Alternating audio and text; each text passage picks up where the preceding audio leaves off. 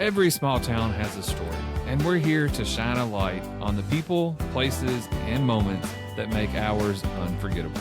Welcome to the Small Town Bold Stories podcast. On this episode of the podcast, we talk with the family that owns the Locals, a mobile eatery in Brandenburg. You probably know all about it, but you probably don't know some of the backstories about how it became a part of our community and how they've grown and how the community has supported them over the years. Let's get into the conversation that we had. Well, welcome to the podcast, you all. I'm so excited for you to be here. You're with the Locals. Like, I'm there 12 days a week. So maybe let's introduce yourselves, tell us about what you all do, and then individually, because a lot of people may not know who each of you are. Like Matt, we have to see Matt because keep him in the back, but just intro yourselves and then we'll go for it. Yeah, well, I'm Kinsey, owner, and I do all of the fresh prep, taco prep. I'm on specials. So you do it all. I do a lot, the majority of it. Yes, I'm the kind of main person as far as food prepping for the day. Gotcha. Okay.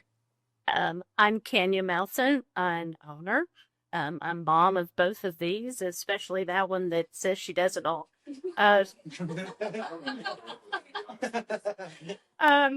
I am mostly in charge of a lot of prep, a lot of the supplies, getting meats ready every morning. I wake up earlier than they do.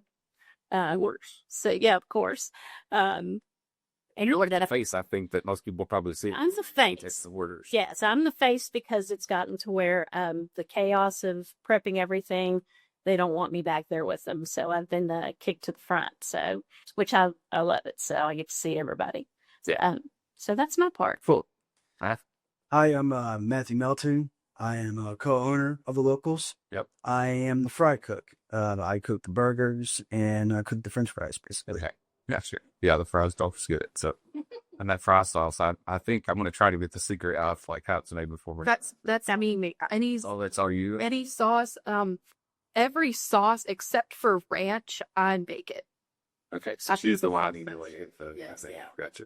So we'll give you the speed round to kind of start things. So what's a favorite book or podcast that one of you likes that's like kind of your favorite? Either it's current or historical, just favorite one. Podcast, I like Financial Audit. Okay, I haven't listened to that one. It's so good.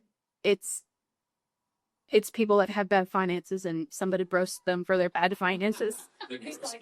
Finances this bad, and they're like, I don't know. This is. Yeah. So it's probably somewhat funny, but there's somewhat sad as well. Yeah, exactly. It's people's circumstances, and he's like, you can't be doing this. And then book, probably Pride and Prejudice. Oh, that's a old book. Yeah, I love it. It's my favorite. I can't hardly read. Movie adaptations, the book, I will reread it all the time. Gotcha. Okay. Mine. Honestly, I don't have a lot of time to listen to podcasts, so my new favorite one will be Brian's. My first and favorite, because I'll definitely listen to it. So if anything else too hard to book, I read my Bible, so I don't really got to do anything else. Well, I don't really read that much, so I don't have a favorite book as well. Okay. But I do have a favorite podcast that I listened to years back, but I stopped listening to it. It's a true crime podcast. It's called Morbid. Okay, I can listen to that. There's so many true crimes. It's a really good podcast. My sister actually introduced me years ago to episode. I might have checked that one out. So, if we had to pick a mascot for our hometown, just one of you, what would it be? Do you think? It's got one. I feel like it would be a pulling truck. Pulling truck. Okay, how come? Yes, it would be. Since our local fairgrounds is basically the kind of like a big hub. Yeah. For when it comes to pulling and pulling trucks and stuff, and one it would be like a live character. Like like Cars the movie style. That's a good stress. It'd be a truck that's alive and just enjoys pulping. I was gonna say a person in a Maker's Mark bottle with like the big white cartridge. Okay, you got to tell me a little bit more about that one then. Well, so there's this Saturday Night Live skit with Justin Timberlake. I'm not. And he is I think I've seen. He looks like the hamburger. He works out here, hamburger guy. and he's in this this liquor bottle, and they're kind of rivaling mascots for businesses trying to draw business in. And he'll go, bring on down to Liquorville. And he's like doing, little dances and stuff with his big cartoon cans. And I was like, that would probably be pretty accurate because it's, Bourbon County. Yeah, Bourbon County. And it just, you messaged me that this morning and I went, Bourbon Bond. Yeah, dress up as a bourbon bond. Down to Some come to see her like in the back or how old he's come out one of them bit. Oh my gosh. I could. I fucked about me in the fair parade and dressing up the big cartoon. Coming up, you could do But it's like, it's too hot to be a topic. It's hot. Hot. So Hot. if y'all had a theme song, what would it be? I feel like this one could go anywhere. Okay, my first thought, whenever we had our older truck and it had this giant window that would open, and every morning when it was opening time, we'd unlatch it, it would go. And so secretly, we were back there playing a Rocky theme song. As soon as it opened, it would go da da da da da da. Ionic, if you would go, are we ready for the day? And it would open up and there would be not a person there and we'd go, Okay. okay, so feet out table. But 2017 is when it all started, and I feel like it's just grown tremendously ever since then. So 8 years old, like, how did it start? How did the name come about? And like, how did you end up here? Well, I think partially my fault.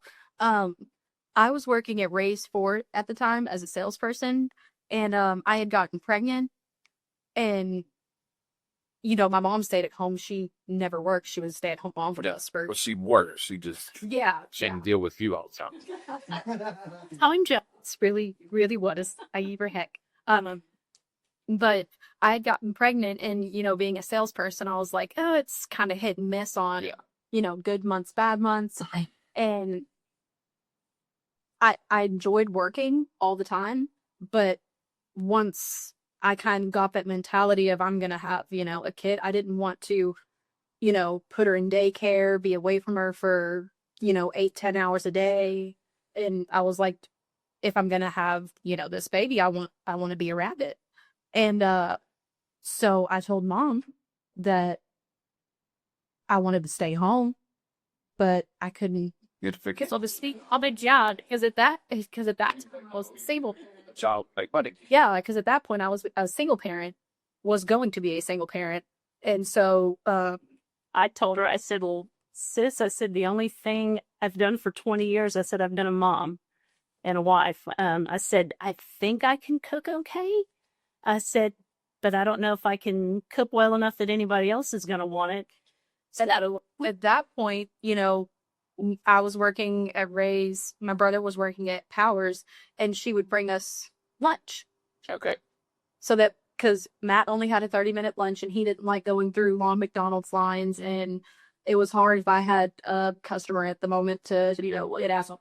And so she would always bring us lunch, and it wasn't just like, a sandwich and a bag of chips. She would bring us like, there were some days where she would bring us like sloppy joes, or some days where she would bring us chicken fried steak with mashed potatoes and green beans and country gravy. And the people that I worked with, They saw him, were like, I want some. yeah, they were like, what can I do to get your mom to bring me some lunch? Yeah. And so she started bringing people that I worked with lunch, and they would pay her for it. And it was kind of this like, So just like snowball. underrated, kind of underrated suit. Kind of like, Which well, we couldn't sell the food. We gone to the Chamber of Commerce and asked permission to do so, and she said, "Well, you can cook all you want." She said, "You just can't get paid for it until you get licensed." But I wouldn't said anything, and I went, "Okay, not first." And so I would just start taking it, and they would pay me something, but I wouldn't ask for any money. And so, it started from there. And I'd go, "Well, I'll make you something." I said, "But I'm not going to charge you." I said, "Just for the."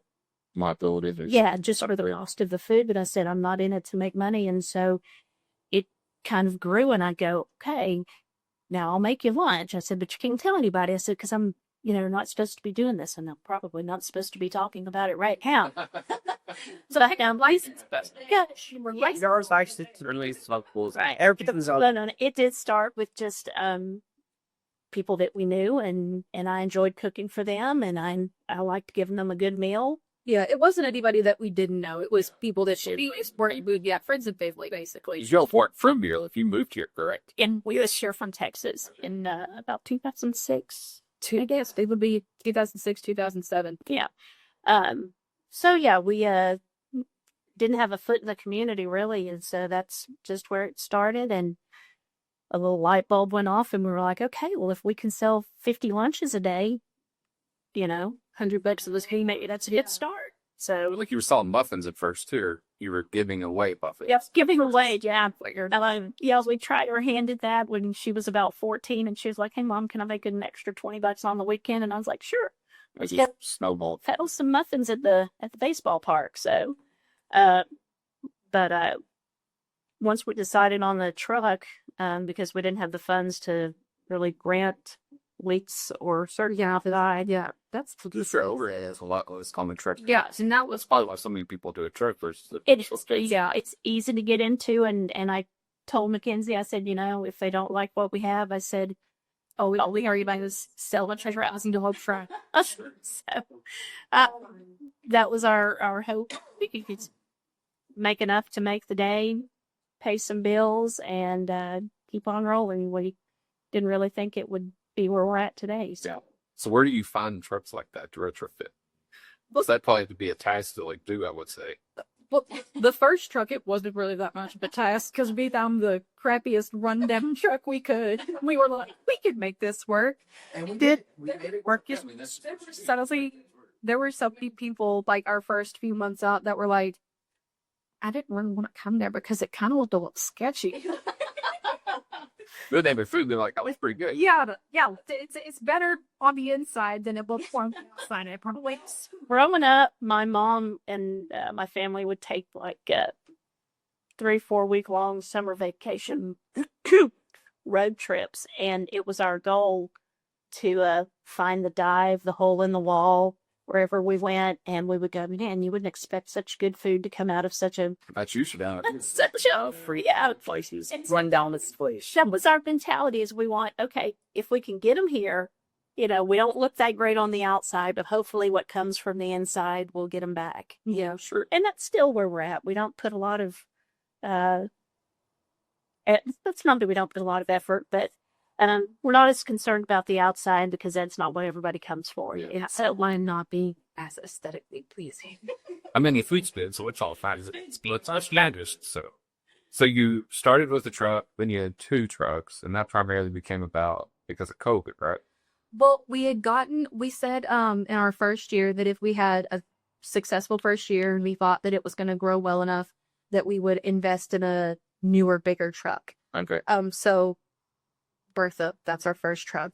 Okay. Bertha. So she had a name. She does. She has, the other one has a name too. So from Bertha, little Bertha, then our second truck is Baby Huey because he's bigger than his mother, Bertha. Okay. If you end up entombed, it's this little scrawny little duck, and she had this giant baby duck who wore a big white diaper all the time, and his name was Baby Huey. So the big white truck. Baby Huey. And so that's where that one came from. We were gonna kind of use the Ida truck, phase it out, or use it if we had, an event somewhere, another event somewhere, and we could split in different directions. But it did come in handy once COVID came, because the first part of COVID, we were in Baby Huey, the big light one. That was an old brick truck, right? It was. What's an old cafe truck? Okay. It says your favorite brace bagels, pieces like that, something yeast related. But once COVID came, it helped, especially when we got the primary location, because we couldn't all be In the same truck because of the restrictions. Yeah, I think at the time we had maybe 6 people in the truck at one time. Yeah. And they were like, guys, I'm going to have some distance in there, because we were inspected right in the middle of COVID. And she walked down there and she went, oh, no. She said, y'all can't be this close. And so we had to have, And that was before we had gotten the location, yeah. which is partially a reason why we got it. That and storage space purposes, because there was only so much that we could put for a JO. Mm-hmm. And we were ready to stop selling out. Yeah. So the 2 trucks, and then that led to the location mainly for more storage. But then, like, I think that probably helped things more than ever because everybody knew, like, you were there and, like, had a set location. Yes. We had never, we had never liked the moving around and going. We always wanted to stay in a place. But at the time, even though there weren't any other food trucks, they said there was a city ordinance to where we couldn't stay in one place, but for 2 weeks. Then we had to vacate for a month before we could roll back around. Oh, really? Yeah. And so we were actually looking at a location within our 2nd year. And the inspector said, there's no way. She said, because we said, we just want to park our truck at our location and let everybody, come in. This one had an indoor seating. Yeah, it would have been more of that extra much full-fledged, right? It had an asphalt parking lot. It was awesome. But she said, she said, oh, you can buy it. She said, but you can stay here for 2 weeks and then leave for a month. And I went, if I have my own location and I own it, you're going to make me leave. She said, it's the food truck rule. And I went, okay. So we let that pass. And after that, we started seeing the garden path where we're at now. And every day we would drive through town and Ken's and I would go, that would just be a really cool place, just quirky enough that it would work. And for 3 years, we passed by there. And every time we would go, gosh, I hope she doesn't sell that before we get it. Because we didn't know who had it. I know. There were no signs. It wasn't posted anywhere. Yeah, it was just a vacant building. Ironically enough, we had an employee who had worked for the lady that owned it. Oh, really? Yeah. And I went, hey, do you happen to have her number? Like, we're interested in her building. Do you know if she's selling it?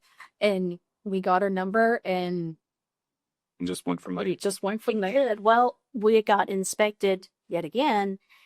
And the inspector went, why do y'all keep moving around so much? And we're like, because you said we had to. And she said, well, that's been lifted for like 6 months or something. And we went, yeah. And so it was a different inspector We had like, every time. It's like they flipped through them so much, and it would be like new rules with each one. It would be like picking somebody, it's like a different name out of the hat Yeah. when it came to the inspector. but as soon as she questioned us and we went, well, you guys are the ones that told us we couldn't stay in one spot. And she said, oh, that's been lifted.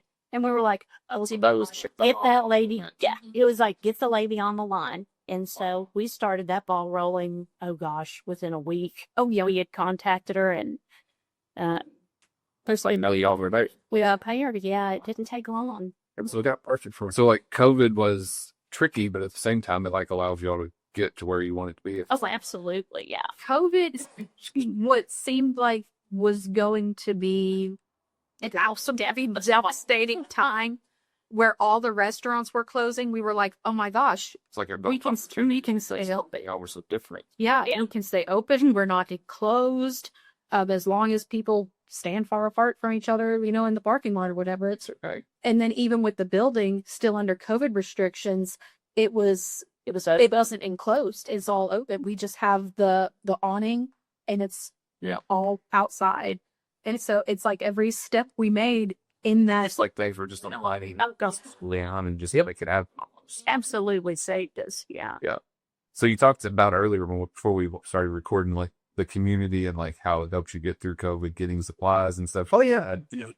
Share that story about the meat. Somebody offered to travel to get that. Okay. There was, of course, during COVID, there was a meat shortage. We went into our, A meat shortage and what you could get was insanely high. supplies in general. And we had gone,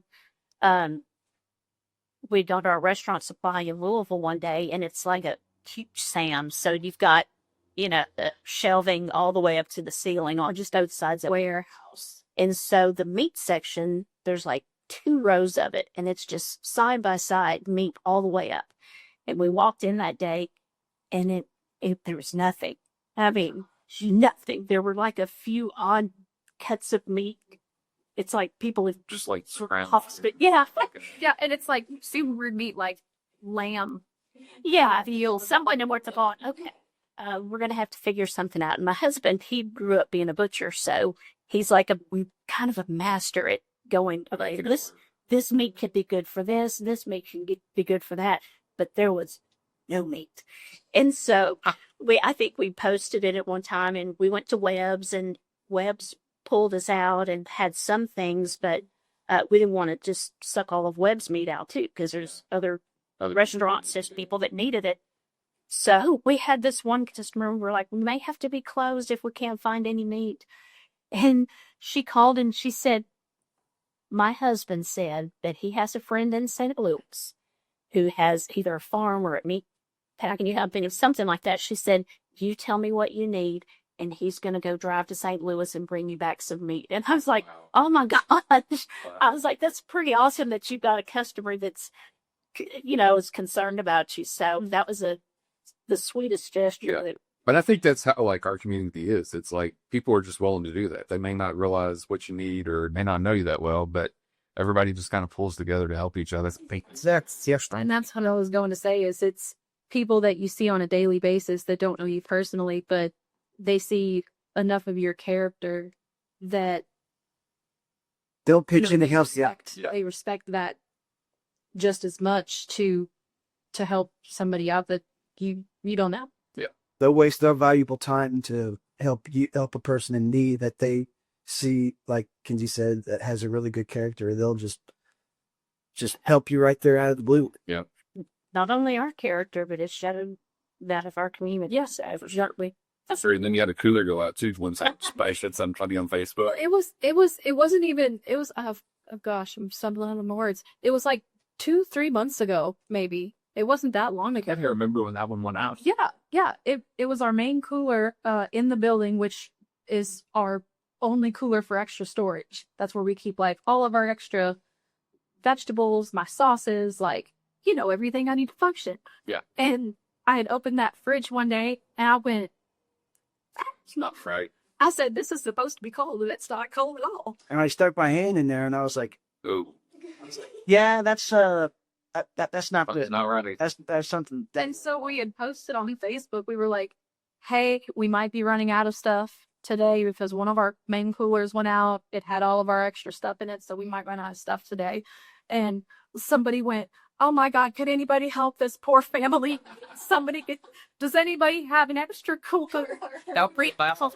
We're going, all we have to do is get somebody out there to repair it. It's really okay. You love this one cooler. Yeah, because we weren't trying to go like, okay, we're going to do a GoFundMe to get this cooler. We were just, It's trying to help you. yeah, we were just like, give us a day and we're going to replace it. But they were like, oh my gosh, they need some help. Somebody help them. We're going to be without the locals for a few days. But it's like, it's small stuff that they react the biggest to. Like when we got our permanent location and we got cleared because when we first got it, it was still under COVID restrictions. Nobody could sit or anything. So we just had, a few chairs that they could wait on. And we got our first 2 tables, and it was like 2 little tables with 2 chairs on each. And we were like, we got 2 tables, and everybody was like, thank God, you can eat here, and there's tables and chairs. And we were going, it's just tables and chairs, guys. You're I'm going absolutely crazy about it. I know, but they've been celebrating like the tiniest little things. like the tiny little milestones that we make. Somebody came in a few days ago and went, my gosh, y'all have really done some amazing work here. The office looks great. And it's like they can see one tiny upgrade and they'll go, yo, I'm just so happy for y'all. And we are That's so good. Because it's the same people that have been with us since we started. Yeah, and they've seen us go from clunky truck to nicer truck, clunky building to semi-not clunky building. And it's just them watching us grow and growing with us has been in the patience, because it's been a patient builder that we've had to, whenever we had a little bit of money, that's when we would go, okay, we're going to upgrade this, and then something would go out, and then we go, okay, well, now we've got some time. If we just have some money, we go, well, don't have any money right now. And so it's like everything everything on that coincides, and we'll go, okay, we've got to do what matters most next. So, Was that something you said kind of like under the care part like that? You said in like the pre-show stuff we do, they care about us the same way that we care about them. And I think that's so true. Like the community itself cares, but then you all care about your customers as well. Right. And I think that just makes our community so strong. I know, and it's us, and it is all the little businesses here. So unique. I know. You know, you don't get the personal in the. Cool. Okay. Well, thank you all so much. I hope the community can help some of these dreams come true. And check them out. They're probably my favorite place to go eat for lunch. I think you'll enjoy it. So thanks, guys. So you've got a cool story to tell, something about our community that makes it strong and unique. You have a business. You know someone that has a really cool story about the history of our community or anything else. Well, we want to tell that story on the podcast. So do us a favor and visit smalltownboldstories.com so that we can tell that story next and you get to hear it. Thanks for listening to this episode of the Small Town Bold Stories podcast, brought to you by Next Home Chisholm Realty. Don't forget to subscribe so you never miss an episode, and we'll catch you next time with more bold stories from the heart of our hometowns.